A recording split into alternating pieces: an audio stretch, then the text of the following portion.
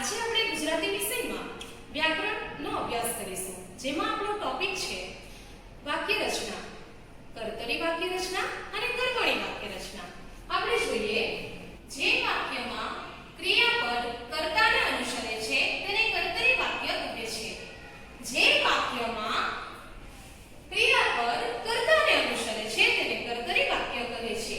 અને કર્મણી વાક્ય, જે વાક્યમાં ક્રિયાનાદ કર્મને અનુસરે છે તેને કર્મણી વાક્ય કહે છે. વાક્યમાં ક્રિયાપદ કર્તાને અનુસરે છે તેને કર્તરી વાક્ય કહેવાય છે. અને જે વાક્યમાં ક્રિયાનાદ કર્મને અનુસરે છે તેને કર્મણી વાક્ય કહેવાય છે. હવે આપણે કર્તરી વાક્ય રચના જોઈશું અને કર્મણી વાક્ય રચના જોઈશું. જે વાક્યમાં કર્તાની મુખ્યતા કે પ્રધાનતા હોય છે તેને કર્તરી વાક્ય રચના કહેવાય. જે વાક્યમાં કર્તાની મુખ્યતા કે પ્રધાનતા હોય છે એટલે કે કર્તાની સક્રિયતા દર્શાવવી હોય છે તેને કર્તરી વાક્ય રચના કહેવાય. અને કર્મણી વાક્ય રચના, જે વાક્યમાં કર્તા ગુણ અને ક્રિયાનો સંજ્ઞાન હોય એટલે કે કર્મની મુખ્યતા કે પ્રધાનતા હોય એવી રચનાને આપણે કર્મણી વાક્ય રચના કહેવાય છે. તો હવે આપણે કર્તાને કર્મોમાં રૂપાંતર થતા જોઈએ. હવે આપણે જોઈએ, લખ, એમાં આપણે ઉમેરીએ આ અને એનો અંગ થશે લખા. હા, તો લખ પ્લસ આ, લખા. મારાથી પુસ્તક લખાયું. શું થયું? લખાયું. એવી જ રીતે જમ પ્લસ આ, જમા. લતાથી લાડુ જમાયો. જમાયો યાની કે જાણી જોઈને નહીં પરંતુ જમાયો. એવી જ રીતે આપણે આગળ જોઈએ, અપ, અપ પ્લસ બરાબર આ પ. દક્ષાથી દાન અપાયું. દક્ષાથી શું થયું? દાન અપાયું. દક્ષા પોતાની રીતે દાન આપતી નથી પણ એનાથી અપાયું. એવી રીતે જોઈએ, કર પ્લસ આ બરાબર કરા. કાંતિથી કામ કરાયું. શું થયું? કાંતિથી કામ કરાયું. કાંતિ ઘરે કામ કરતો નથી પરંતુ એ ઘણા બધા વિદ્યાર્થીઓને જોઈને શાળામાં આપોઆપ કામ કરવા લાગી જાય છે. એટલે કહેવાય છે કે કાંતિથી કામ કરાયું.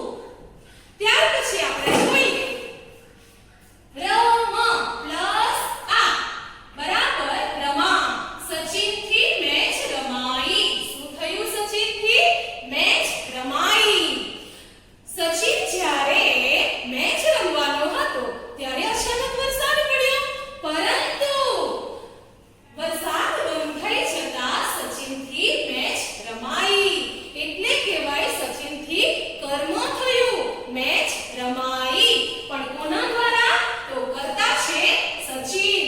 આપણે હવે એ પણ સમજવાનું છે કે જ્યારે પણ આપણે કર્તામાંથી કર્મોમાં રૂપાંતર કરવાનું હોય છે ત્યારે વાક્યમાં મારાથી, લતાથી, દક્ષાથી, કાંતિથી અને સચિનથી શું ઉમેરો કર્યો આપણે?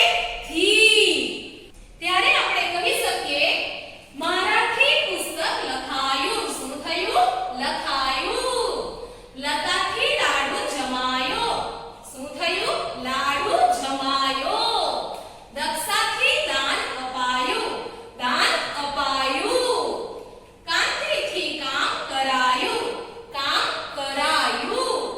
સચિનથી મેચ રમાઈ. કોના દ્વારા રમાઈ? સચિનથી. શું થયું? મેચ રમાઈ. આપણે ઉદાહરણો જોઈએ, કર્તરી વાક્ય, કર્મણી વાક્ય. જેમાં કર્તાનું મહત્વ છે એ કર્મણી વાક્યમાં કહેવાય અને જેમાં કર્મનું મહત્વ છે જે કર્મણી વાક્ય કહેવાશે. તો મમતા પરીક્ષા આપે છે. મમતા પરીક્ષા આપે છે. મમતાથી પરીક્ષા અપાય છે. શું? મમતાથી પરીક્ષા અપાય છે. એવી જ રીતે આપણે બીજું ઉદાહરણ જોઈએ, હું ગીત ગાઉં છું. હું ગીત ગાઉં છું. અને આપણે એને જ કર્મમાં પરિવર્તન કરીએ